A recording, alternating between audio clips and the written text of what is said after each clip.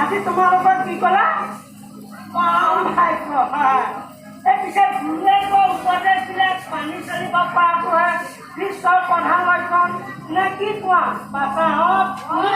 নিশ্চয় গুৰুদেৱ, মহামানী গুৰুজনে হৰি ভক্তিৰ ফলত আগবাঢ়িবলৈ উপদেশ দিছে। আমি কিয় নামানিম গুৰুদেৱ? নিশ্চয় মানিম। দৈত্যপতি হিৰণ্যকশিপুৰ আদেশ তুমি যাতে ফুলতো হৰিনাম নোলোৱা আৰু এই লগৰ শিশুসকলকো যাতে হৰিনাম নিশিকোৱা দেই। গুৰুদেৱ, হৰি স্বয়ং শিকাব। গুৰুজনো দেখোন তেওঁৰে ভক্ত। তুমি কোৱা কথাটো প্ৰকৃততে সত্য। এইখন ঘটনা হিৰণ্যকশিপুৰৰ ৰাজ্য। ইয়াত তুমিতো হৰিনাম নলবাই, লগৰসকলকো নিশিকাবা। তোমালোকে এতিয়া পাৰিছনে? পাৰিছো গুৰুদেৱ। তেতিয়াহ'লে আজি আমি এই বামানৰ শাস্ত্ৰৰ বিষয়ে অধ্যয়ন কৰিবলৈ দিম আৰু লগতে লিখিবলৈ দিম। তোমালোকে মোৰ লগে লগে গাবা নে ভাইটি তেতিয়াহ'লে তোমালোকে মোৰ লগে লগে গাই যাবা দেই। ভাষাখন মন দি শুনিবা হওক। দেৱী সুৰেশ্বৰী ভগৱতী গংগে কোৱাচোন। দেৱী সুৰেশ্বৰী ভগৱতে গংগে। ডাঙৰকে কোৱা দেৱী সুৰেশ্বৰী ভগৱতে গংগে। ত্ৰিভুৱনত তাৰিণী তলত গংগে।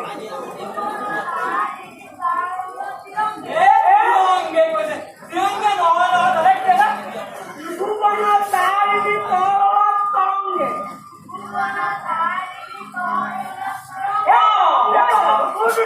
আকৌ কোৱা ত্ৰিভুৱনত তাৰিণী তলত গংগে। তিৰংগে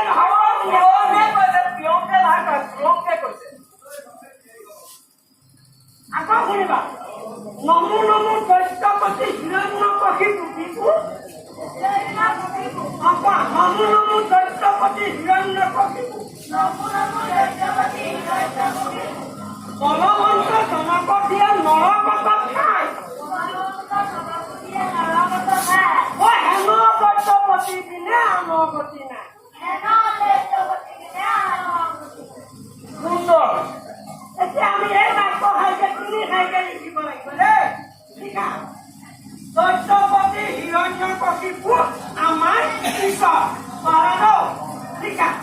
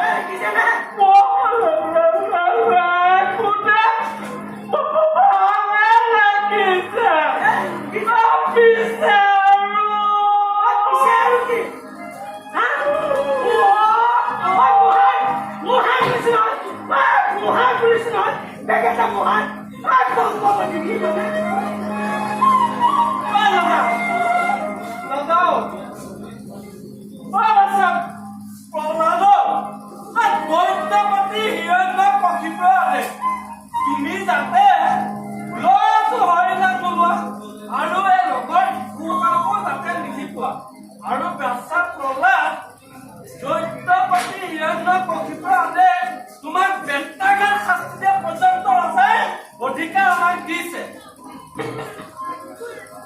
ইয়াত হৰিনামত সমস্ত কৰিছে। আপোনাৰ সমস্ত বিশ্বাসটো হৰিয়ে নিষ্ফল কৰিছে। কি কৰি তই কি কৰি